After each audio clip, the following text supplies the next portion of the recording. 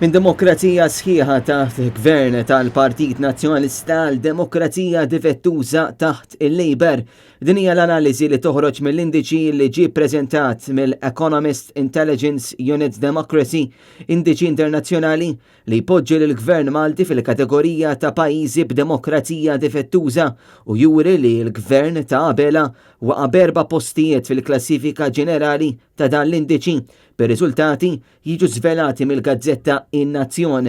Skont l-indiċi ta' The Economist jirriżulta li fl-2020 il-Gvern ta' qabela niżel mis-26 għal 30 post.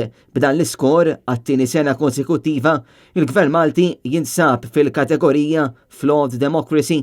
Is-sitwazzjoni ta' Malta kif toħroġ mill-indiċi ta' din is-sena tikkontrasta bil-kbir ma' kif konna f'dan l-indiċi fl-2012 l-aħħar sena sħiħa ta' Gvern Nazzjonalista meta Malta kienet meqjusa bħala demokrazija sħiħa u fil-klassifika ġenerali kienet fil-15 il-post.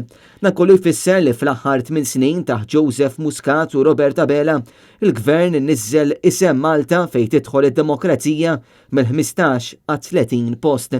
Riżultat bħal dan ikompli ma' riżultati negattivi li qed iġib il-Gvern Laburista fejn fost l-oħrajn il-ġimgħa li għaddiet kellna il-konferma li Robert Abela falla mit-test tal-korruzzjoni li sar minn Transparency International bil-ministri tiegħu jgħidu li din tal-korruzzjoni hija biss perċezzjoni. Il-rapport ta' Transparency International huwa il-perċezzjoni tan-nies fuq xi jkun għaddej fil-pajjiż, nifhem ukoll l-influenza tal-medja fuq il-perċezzjoni tan-nies. Fl-istess perjodu kellna wkoll kundanna oħra għall-Gvern fil-mod kif qed jiġi riċiklat l-iskart f'pajjiżna bit-tmexxija ta' Kastilja tinqabad li qed twaddab il-plastik kollu fil-matab minflok tirriċiklaħ.